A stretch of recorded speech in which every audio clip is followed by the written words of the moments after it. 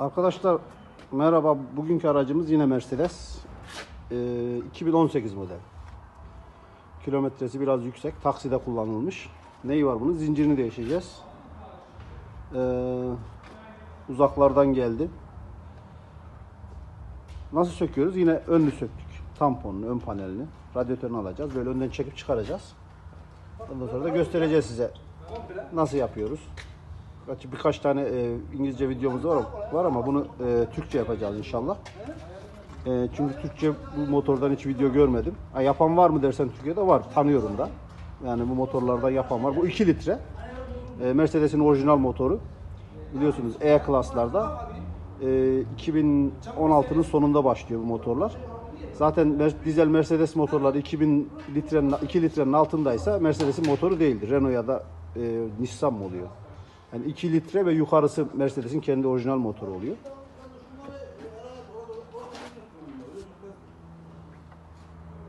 Hayırlı seyirler. Her hafta İsviçre dedin burada. Abi adamlar her hafta 2500 mal yapıyor. He? Haftada 2500 mal yapıyor. Günde 400-500 mal yapıyor. 3000 kilometre. Arkadaşlar motorumuzu söktük. Partikül filtresini de ayırdık. Şimdi ne yapacağız? Şanzımanı ayıracağız. Ondan sonra kaldırıp alttan karterini sökeceğiz. Ondan sonra sehpanın üzerine oturtup üstünü ve arka zincir kapağını söküp zincire ulaşacağız. Evet arkadaşlar, bu arada size bu motorlarla ilgili birkaç bilgi vereyim biraz. Bu motorlar biliyorsunuz 2016'nın sonunda kullanmaya başladı Mercedes bunları. İlk E-klaslarda kullandı. Sonra C-klaslarda. Ondan sonra V-klaslarda. Şimdi de Sprinter'larda kullanılıyor. Sağlam bir motor mu? Çok da sağlam ve sağlıklı bir motor değil açıkçası. Piyano tuşlarını çok bozar. Ondan sonra zinciri bozuluyor. Alüminyum blok zaten. Motor bloğu alüminyum. Eskiden bu bir öncekiler hep dökümdü. Bunlar alüminyum blok. Şanzımanı sağlamdır ama 9 ileri şanzımanı bu arada.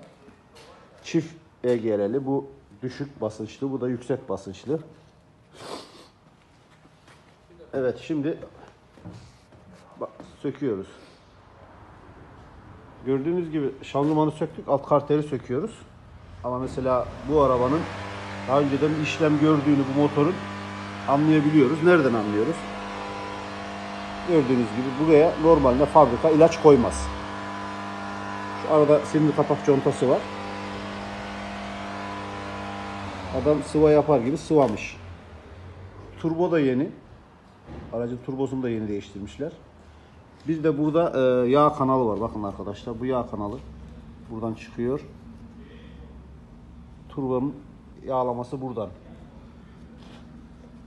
Şimdi kapağı söktüğümüz zaman da görürsünüz. Buraya çok ince bir silikon sürmeniz lazım. Çok sürerseniz deliği tıkar. O da turboyu yer. Belki de öyle oldu. Ama daha önceden sökülmüş.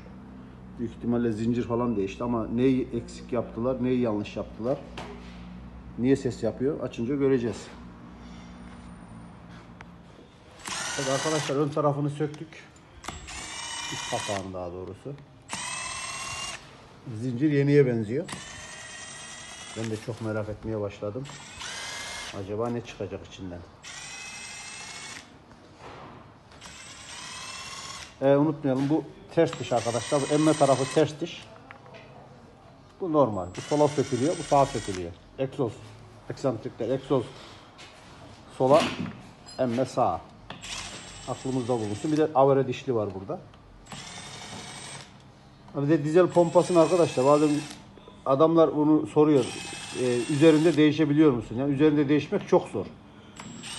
Bazı videolarda gösteriyor ama motor yerde. Motor yerde olduktan sonra sökülür tabii. Ama bunu nasıl sökülecek? Gördüğünüz gibi pompa burada. Intercooler'ını falan sökeceksin. Arkadaşlar şu kullanılan silikona bir bak. Bir de çok kuvvetli bir silikon kullanmış. hangi kasapsa affedersiniz çıkmıyor. Yani levyelerle basıyorum. İnşallah contanın burasına da zarar vermez. Şuraya bak.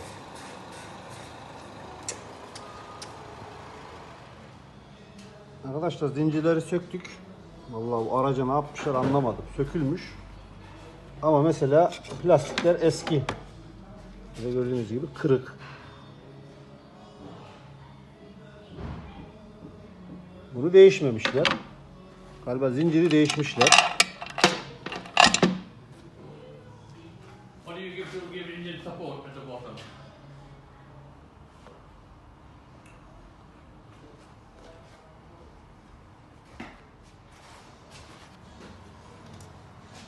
Yağ pompası da değişmiş gibi. Enteresan bir durum. Yani bunların hepsi eski. Gördüğünüz gibi. Bak bu da çatlak.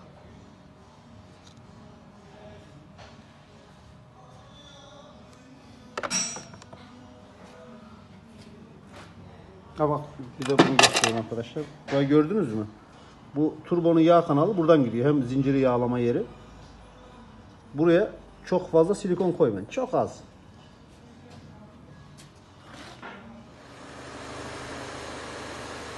Arkadaşlar silikonu temizledik. Yağ pompasının yeri. Bak, gördüğümüz kadarıyla bu araç sökülmüş ama zinciri değişmemiş. Sadece yağ pompası değişmiş. Niye yağ pompasını değişiyorlar arkadaşlar? Yağ pompası ve vakum pompası beraber diyaframında bozukluk olduğu zaman bu frenin hortum şeyine yani restoranza ya da EGR'nin borularına gidiyor. Yağ giriyor. O yüzden değişmişler. Ama zincirini ve gergileri değişmemiş. Yani bu kadar iş yapmışlar. Ama zinciri değişmemiş. Şimdi yavaş yavaş toparlayacağız. Yine yağ pompasını değiştiriyoruz. Zincirlerini, tüm gergilerini. Bir de arkadaşlar bunun bazıları soruyor. Bu araçların zinciri motor sökmeden değişir mi üstten? Hani eski bir model öncekileri üstte değişebiliyordu. Sadece zinciri ve gergiyi değişerek yine plastikleri değişemiyorduk. Bunda imkansız gibi bir şey. Yani ben değişerim diyen adama helal olsun. Şimdi toparlayınca da göstereyim. Çünkü karteri de sökmeniz lazım. Bu arka kapağı sökmek için bazı vidalar bu karter tarafında. Karteri sökmeden o vidalara ulaşamıyor, sökemiyorsunuz. Artı gergi. Burada bir kapak var. O da partikül filtrenin altında kalıyor. Yani şimdi takınca gösteririz tekrar niçin zor olduğu. Yani söken varsa helal olsun, ben söktüm diyorsa internete koysun. Paylaşsın, seviniriz. Arkadaşlar yeni yağ pompasını koydum. Bakın. Şurayı görüyor musunuz? Vakum borusunu sökerken böyle ayırıyorsunuz. Vakum borusuyla yağ pompasının arasında bir de bu var. Bunu da çıkarıyorsunuz. Değiştirseniz iyi olur. Diyafram. Gördüğünüz gibi. Bunu da değişin. Yani bunu almadan çıkarırsanız yağ pompasını çıkarmaya çalışırsanız burayı ayırmadan bu kırılır. Yani ilk önce şu vakum pompası, fren vakum pompasını söküp ayırıyorsunuz. Ondan sonra yağ pompasını çıkarıyorsunuz. Adı vakum pompa. İkisi bir zaten. Şeyde ters diş arkadaşlar. Yağ pompasının vidası, dişliği tutan vida da ters diş. Aklımızda bulunsun. Arkadaşlar yağ pompasının zinciri, gergisi bir şeyle beraber. Basit bir şey. Ana zinciri de taktım yerine. Ama bu gergi bu kapağın üzerinde olduğu için bir de buraya avare dişlinin altına kapağın vidası geldiği için böyle bırakmanız lazım. İlk önce kapağı takıyorsunuz, sıkıyorsunuz. Ondan sonra bu vidalar yani bunlar sıktıktan sonra avare dişliği yani buradaki dişliği ondan sonra gergiyi takıyorsunuz dışarıdan. Yani gergi sistemi biraz berbat. Evet, şimdi kapağını koyalım yerine. Bunu da demiştim arkadaşlar, ters diş. Yağ pompasınınki 50 Nm sıkın. Bu da mazot pompasının sente işareti bu arkadaşlar. Gördünüz mü ok işareti? Gördünüz mü? Crank'ın şeyini de gösteririm şimdi. Eksantriğin sentelerini de gösteririm ama dizel pompasınınki böyle. Yeri gelmişken göstereyim.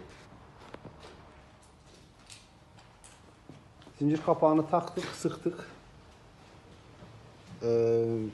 Gergiyi de değiştirdim, sıktım da kapağını da değiştirdim. Şimdi arkadaşlar ben şuradan göstereyim size. Şimdi bu zincir gergisi, buraya bir ayak geliyor. Şimdi onu da göstereyim. Ayağın üstüne de burası böyle komple kapanıyor. Partikül filtresi geliyor. Şeyi de göstereyim. En son eksantrikleri falan takınca da gösteririm. Yani imkansız gibi motoru sökmeden değişmek. Evet arkadaşlar, eksantriğimizi de koyduk. Ön kapağını da kapattım. Sentesi beni görebiliyor musunuz? Aletiniz yoksa böyle eksantrikler. Önü de göstereyim.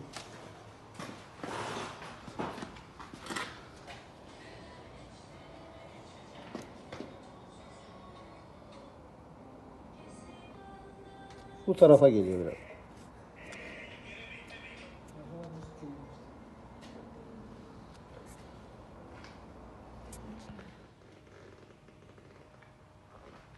Motorumuz toplandı arkadaşlar. Şimdi şanzımanını takacağız. Ondan sonra bir de partikül filtresini. Ondan sonra yerine koymaya hazır. Bakın. Gerginin kapağı. Bu ayakta partikül filtresini tutuyor. Bir de buraya partikül filtresi gelecek. O gelince de gösteririm. Yani bunun gergisi nasıl sökülüyor bilmiyorum. Yani üzerinde yapmak isteyen arkadaşlara buyurun. Ondan sonra da yerine koyacağız inşallah. Arkadaşlar, motorumuzun son hali bu. Hepsini taktık.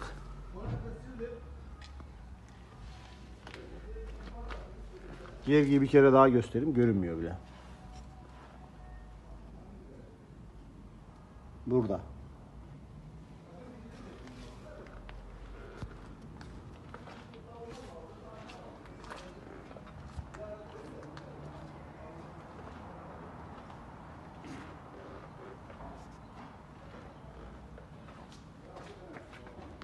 Bu şekilde.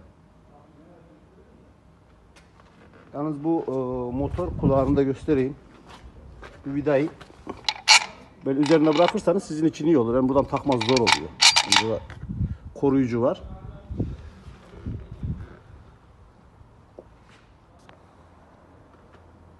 Evet, aracın motorunu yerine koyduk. Hepsi sıkıldı. Yağını da koyduk. Motor kulakları, şanzımanı falan, mazot boruları hepsi tamam. Aküyü de bağladık. Şimdi marşına basacağız inşallah. Aç kontağı.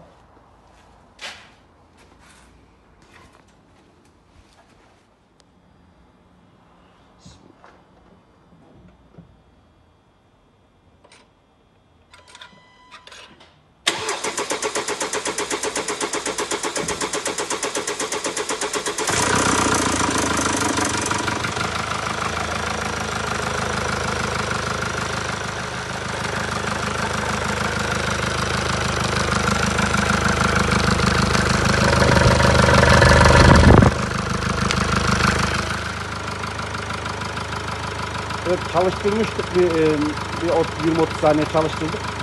Ondan sonra tekrar suyunu koyduk. Şimdi deniyoruz. Yani böyle su kaçağı ya da yağ kaçağı var mı diye bir bakacağız. Altını da bir kaldırıp bakalım. Ondan sonra önünü toparlayacağız inşallah. Sesi şu an için iyi. O sesi yok. Önceden böyle sanki kazır gibi bir ses vardı, böyle bir şey kazıyor gibi, har har har diye. Ama şimdi o ses gelmiyor.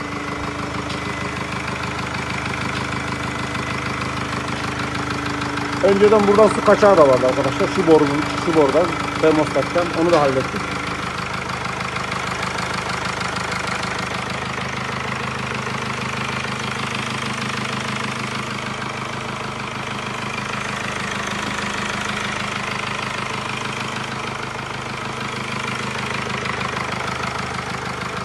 Tamam, indir aşağı. Evet arkadaşlar, aracımızın son hali bu. Elhamdülillah sesi soluğu güzel, çalıştırdık. Önünü de kapattık. Biz Londra'dayız. Bu araç bize Oxford şehrinden geldi. Yani kimse yapmak istememiş. Yani en sevmediğim şey kimse yapamamış diyorlar ya, öyle bir şey değil tabi. Biraz sıkıntılı olduğunda birçok yere gitmiş, kimse yapmak istememiş bunu. O da bizi YouTube'da kanalından bulmuş. Yapar mısınız dedi. Yaparız dedik. Getirdi, kendisi sahibi yabancı, İngiliz. Bıraktı gitti. Herhalde yarın ya da öbür gün gelir alır. Evet, böyle. Arkadaşlar, kanalımızı beğenip paylaşıp abone olursanız seviniriz. Şimdiden hayırlı bayramlar herkese. Ramazanınız mübarek olsun. Allah'a emanet olun.